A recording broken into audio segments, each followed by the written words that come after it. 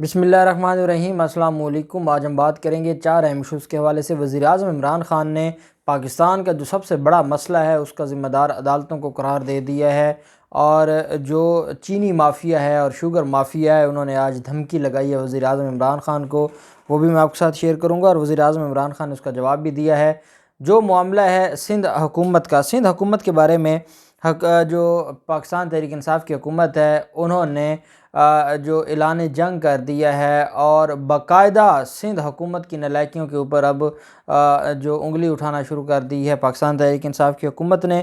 دوسری طرف جو معاملہ ہے ینگ ڈاکٹرز کا، اس پر آج بلوچستان ہائی کورٹ میں بڑی اہم سماعت ہوئی ہے، اور یہ جو آئے روز ہڑتالیں ہیں اس کو بند کرنے کے لیے بڑا سخت حکم جاری کیا ہے honourable chief justice Balochistan high court نے، اور ناظم جوکھیو قتل کیس میں بڑی اہم پیش رفت ہوئی۔ اب جانتے ہیں 2 واقعات ایسے ہیں جو سندھ میں ہوئے ہیں، اور جس میں سندھ کے ایم پی ایز انوالو ہیں، اور جو وہ لوگ جو ڈائریکٹ بلاول زرداری کے خاص لوگوں میں سے ہے، خاص خادموں میں سے ہیں، وہ ان سارے معاملات میں انوالو تھے، اور اس میں ڈیفینیٹلی جو ناظم جوکھیو کا معاملہ ہے وہاں پر جو بڑے طاقتور مہمان تھے وہ زرداری خاندان کے ذاتی مہمان تھے، جن کی گستاخی اور جس کی بنیاد پر ناظم جوکھیو کو قتل کیا گیا تھا۔ اس کیس میں جو ایم پی اے ہے جام اویس نے جو پولیس ہے اس نے گرفتار کیا ہے، کیونکہ پاکستان پیپلز پارٹی کے پاس اس کے علاوہ کوئی آپشن نہیں تھی۔ پاکستان پیپلز پارٹی نہیں ان کو گرفتار کروانا چاہتی تھی۔ پاکستان پیپلز پارٹی تو آج تک جو اسپیکر ہیں سندھ اسمبلی بغیر اسپیکر کے بیٹھی ہے، اور اسپیکر روپوش ہو چکا ہے، اس کا کوئی پتہ نہیں کہاں گیا ہے، اور وہ گرفتاری سے بچنے کے لیے، لیکن جام اویس کو پیش کیا جاتا ہے کیونکہ یہ معاملہ آگے بڑھ رہا تھا، اور قوم کا غصہ بلاول ہاؤس تک پہنچ گیا تھا، اور بلاول زرداری کو قاتل ڈکلیئر کیا جا رہا تھا، تو اس وجہ سے پیپلز پارٹی نے ڈر کے مارے جام اویس کی قربانی دی۔ اصل جام اویس قاتل نہیں ہے، قاتل بلاول زرداری ہے، جیسے اس نے عزیز میمن کا قتل کروایا تھا، یہاں بھی ایسا ہی ہوا۔ پیپلز پارٹی کے رکن سندھ اسمبلی جام اویس کو 3 روزہ ضمانت پر عدالت نے پولیس کی تحویل میں دے دیا۔ میں عدالت سے یہ ضرور گزارش کروں گا کہ جناب 302 کا میٹر ہے، قتل کا کیس ہے، اور قتل کے کیس میں 3 دن کا کون جسمانی ریمانڈ دیتا ہے؟ 3 دن میں کون سی تفتیش ہونی ہے؟ کم از کم 10 دن کا تو پہلا ریمانڈ دیں تاکہ تفتیش مکمل ہو سکے، پتہ چلے کون تھے، کون وہ طاقتور مہمان تھے، جام اویس کس کی غلامی میں ان کو وہاں پر جو شکار کروا رہا تھا تلور کا، اور پھر یہ بات بھی سامنے آئے کہ کون آرڈر کرنے والا تھا، جام اویس کا موبائل سکین کیا جائے، اس سے ڈاٹا نکالا جائے۔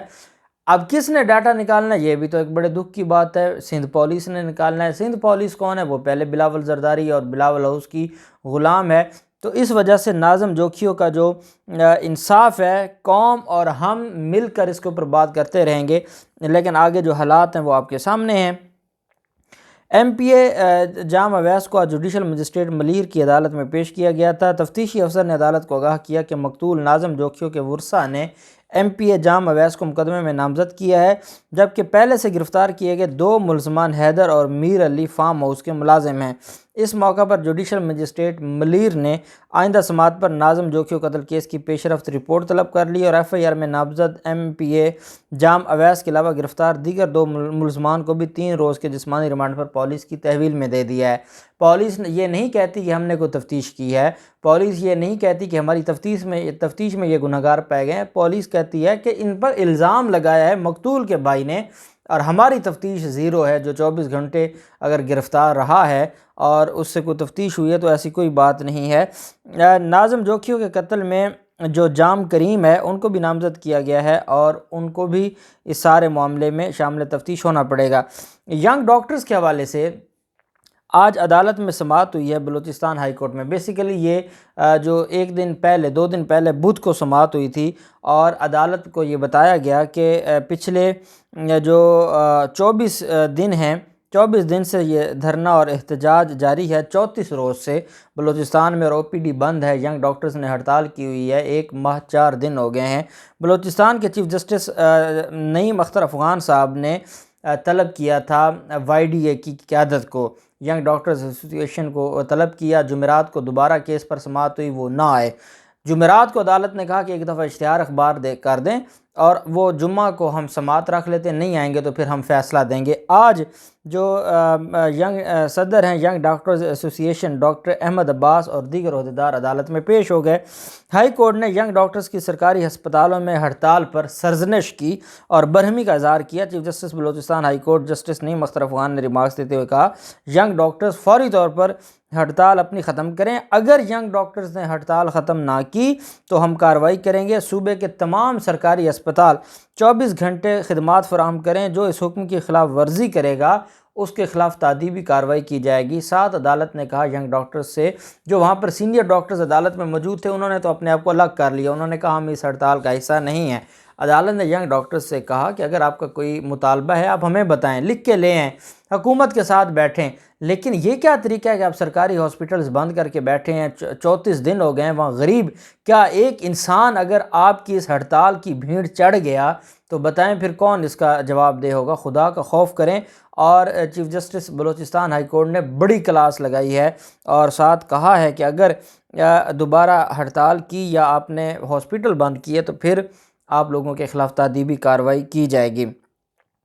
پھر معاملہ آ جاتا ہے، اور آج نواز شریف نے لندن سے ایک بڑی جو دھمکی لگائی ہے وزیر اعظم عمران خان کو، اور نواز شریف سے جب سوال کیا گیا تو نواز شریف خود اس سوال سے بھاگ گئے، وہ بھی میں آپ کے ساتھ آخر میں شیئر کرنے جا رہا ہوں۔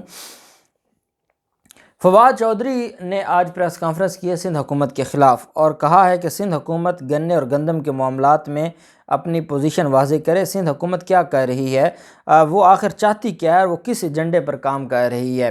جو چینی کا معاملہ ہے، وہ چینی پہلے سندھ سے ہو کر آتی ہے پنجاب میں، اور پھر پنجاب سے آگے تقسیم ہوتی ہے۔ اسلام آباد میں وفاقی وزیر فوڈ سیکیورٹی فخر امام کے ہمراہ انہوں نے پریس کانفرنس کی اور کہا کہ سندھ میں آٹے کی بوری پنجاب سے 380 روپے مہنگی ہے، جبکہ چینی کی قیمت سب سے زیادہ سندھ میں ہے۔ انہوں نے کہا کہ سٹے کی وجہ سے چینی کی قیمتوں میں اضافہ ہو رہا ہے۔ حکومت کے پاس چینی کا 22 دن کا سٹاک موجود ہے۔ سندھ میں سب سے پہلی کرشنگ سیزن کا آغاز ہوتا ہے، جو ابھی تک کرشنگ سیزن کا آغاز نہیں ہوا۔ فواد چودھری کا کہنا تھا ملک بھر میں روزانہ 15,000 ٹن چینی کا استعمال ہو رہا ہے، جس میں سے 6,000 ٹن گھریلو صارفین استعمال کرتے ہیں، جبکہ 9 ٹن مختلف مصنوعات میں استعمال کیا جاتا ہے۔ اور انہوں نے یہ بھی کہا کہ یہ جو کرشنگ کا معاملہ ہے اور چینی کا، اور جو ان کا ایک طریقہ کار ہے، اس میں پہلے یہ جو چینی ہے یہ سندھ سے آتی ہے، اور پھر آگے جو پنجاب میں شوگر ملیں ہیں وہاں پر اس پر کام ہوتا ہے۔ تو انہوں نے کہا کہ آپ جس طریقے سے وہاں پر عزیز میمن کا قتل ہوا تھا، ناظم جوکھیوں کا قتل ہوا ہے، فہمیدہ کا قتل ہوا ہے، اس پر بھی اپنی پوزیشن واضح کریں۔ بڑے سخت الفاظ میں انہوں نے یہ بات کی ہے۔ دوسری طرف جو چینی شوگر ملز ایسوسی ایشن ہے، انہوں نے عمران خان کو دھمکی دی ہے اور کہا ہے کہ صرف چینی کا 4 دن کا سٹاک موجود ہے، 4 دن سے زائد سٹاک نہیں ہے۔ دوسرا انہوں نے کہا کہ عمران خان ہمارے ساتھ ملاقات کریں، ہم نے ابھی کریشنگ شروع نہیں کی، ہم گنا لینا شروع نہیں کر رہے، ابھی ہمارے کچھ معاملات ہیں جس کی بنیاد پر ہماری وزیر اعظم ڈائریکٹ بات سنیں گے تو پھر یہ معاملہ آگے بڑھے گا۔ اب کیا کیا جائے؟ تاجر FBR کے خلاف احتجاج کر رہے ہیں کہ ٹیکس نہیں دینا، جو ٹرانسپورٹرز ہیں وہ مافیاز ہیں، ہر چوتھے دن وہ ٹرانسپورٹ بند کر دیتے ہیں، وہ کہتے ہیں ہم نے کچھ نہیں کرنا۔ چینی مافیا کے بارے میں وزیر اعظم عمران خان نے جو بات کی ہے آج، وزیر اعظم عمران خان نے کہا ہے کہ جس شوگر مل کے خلاف کارروائی کی ہے وہ جا کے عدالتوں سے سٹے لے آیا ہے، اب بتائیں کہ کیسے ان شوگر ملوں کے خلاف کارروائی کی جائے۔ انہوں نے کہا سندھ میں 3 شوگر ملز بند کیے جانے کی وجہ سے چینی کی قیمت 140 تک پہنچ گئی ہے۔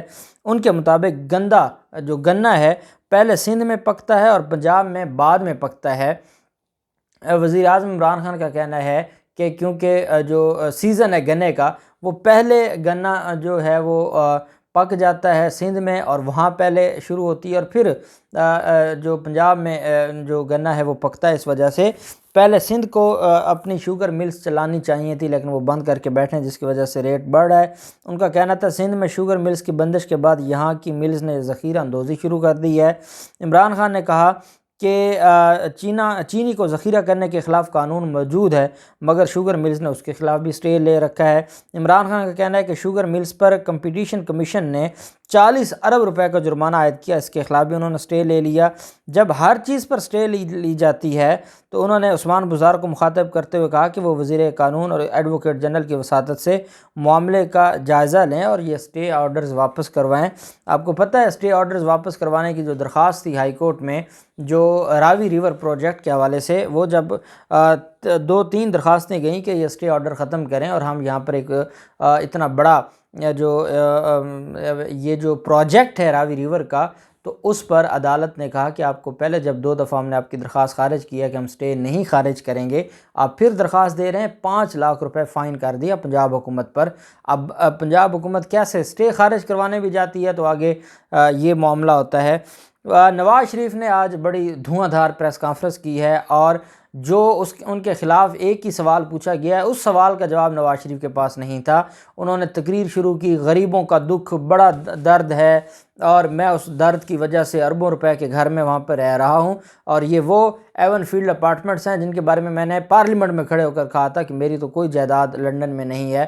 وہاں کھڑے ہو کر اس کے دل میں درد بھی اٹھ رہا ہے، وہ بڑی تکلیف میں ہے، وہ عمران خان کو وہاں پر گالم گلوچ بھی کر رہے ہیں، مہنگائی ہے، اور کوئی خودکشی کی بات کرتا ہے، کوئی کسان کی بات کرتا ہے۔